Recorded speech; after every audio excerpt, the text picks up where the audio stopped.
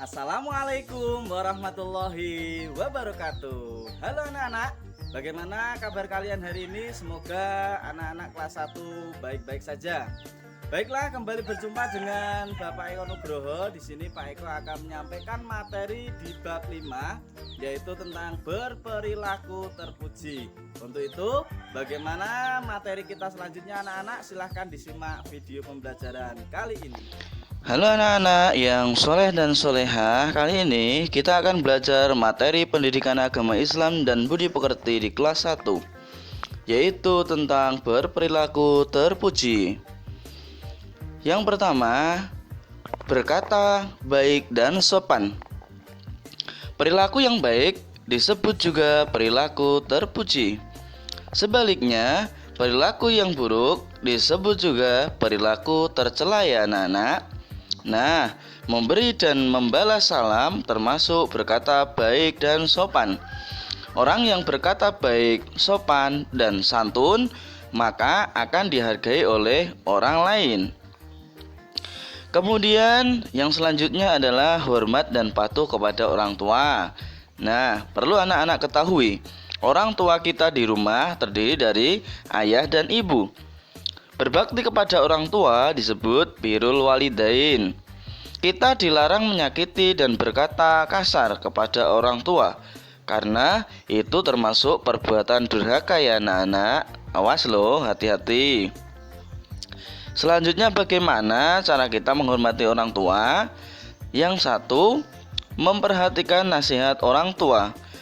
Kedua, berkata dengan sopan. Tiga, tidak menyusahkan orang tua. Empat, membantu kerepotan orang tua. Lima, minta izin jika hendak pergi. Nah, seperti yang ada di ilustrasi itu, jika kemana-mana pamit dengan orang tua.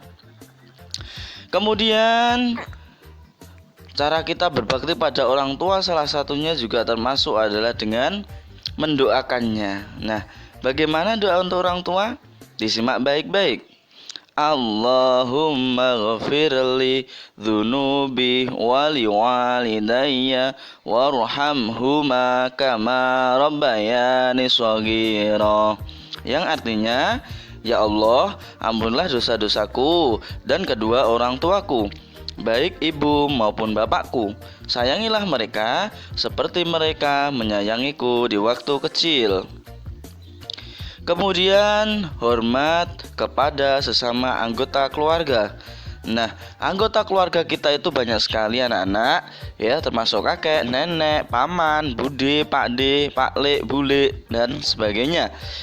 Rasa hormat kepada sesama anggota keluarga dapat kita tunjukkan dengan hidup rukun. Hidup rukun yaitu tidak bertengkar dan damai. Kerukunan berarti rasa rukun dan damai. Menghargai berarti menghormati. Jadi inilah rasa hormat kita kepada sesama anggota keluarga. Lalu, bagaimana cara kita hormat dan patuh kepada guru?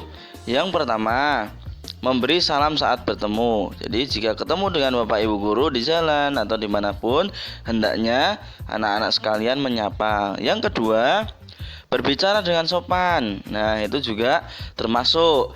Tiga, patuh terhadap perintahnya. Jika diperintah pada sesuatu yang baik, maka anak-anak harus segera melaksanakannya. Yang keempat, memperhatikan jika diberi pelajaran. Di kelas jangan ramai sendiri ya anak-anak. Yang kelima, selalu menjaga nama baik bapak ibu guru kita. Nah, kenapa kita harus hormat dan patuh kepada bapak ibu guru? Karena mereka berjasa kepada kita. Apa saja? Yang pertama, mereka membimbing, membaca dan menulis. Tanpa campur tangan dari bapak ibu guru, kita juga mustahil akan mengerti baca dan tulis. Kemudian selanjutnya adalah memberi berbagai macam ilmu. Bapak ibu guru sudah banyak sekali memberikan ilmu pada kita. Yang C, memberi contoh yang baik. Pastilah seorang guru tidak akan memberikan contoh yang buruk kepada murid-muridnya. Yang D, melatih berbagai macam keterampilan. Nah, anak-anak dibekali banyak sekali keterampilan dari sekolah. Untuk itu kita perlu menghormati bapak ibu gurunya. Kemudian yang adalah mensyukuri nikmat Allah Subhanahu wa taala. Bagaimana cara kita mensyukuri nikmat Allah Subhanahu wa taala? Yang pertama, kita mengucapkan alhamdulillah. Nah, alhamdulillah itu merupakan bacaan tahmid anak-anak. Yang kedua, beramal baik setiap saat.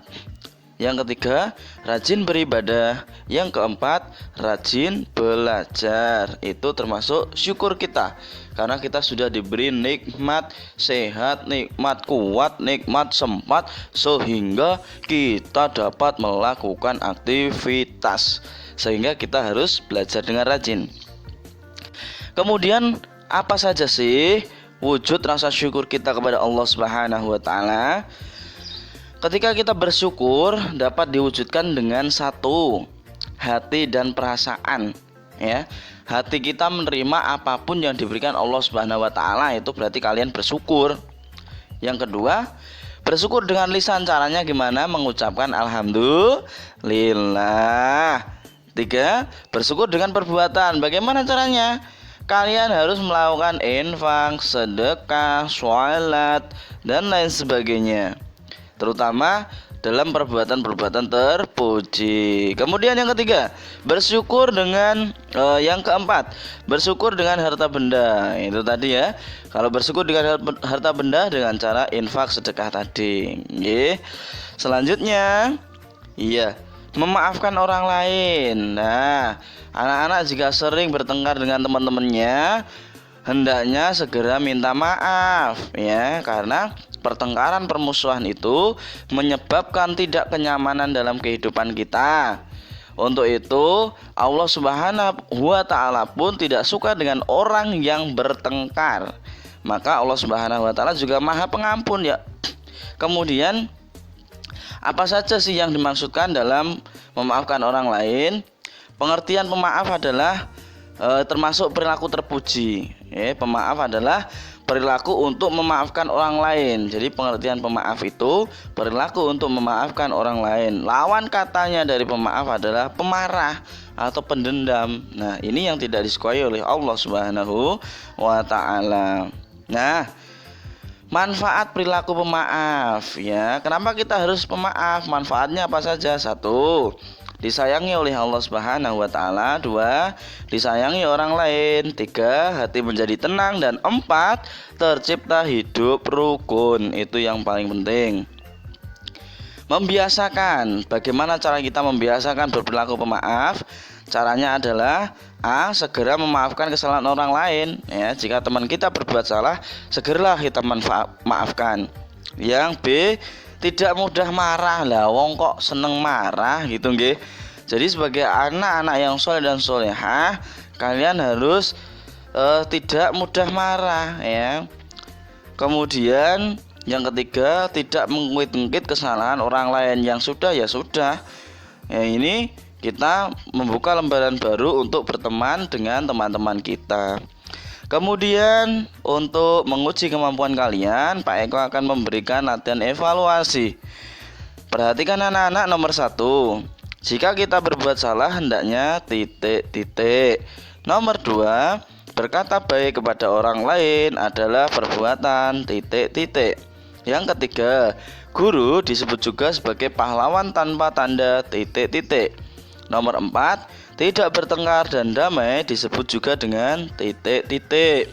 Nomor 5, bersyukur kepada Allah Subhanahu wa taala dengan cara lisan, yaitu dengan mengucapkan titik. Demikian anak-anak, terima kasih. Tadi yang dapat Pak Eko sampaikan mudah-mudahan dapat memberikan wawasan dan menambah keilmuan untuk anak-anak sekalian. Tetap semangat, tetap bersama terus dengan video pembelajaran Pak Eko. Untuk itu kurang dan lebih mohon maaf. Wabillahi taufik wal hidayah. Waridul inayah. Wassalamualaikum warahmatullahi wabarakatuh. Sampai jumpa.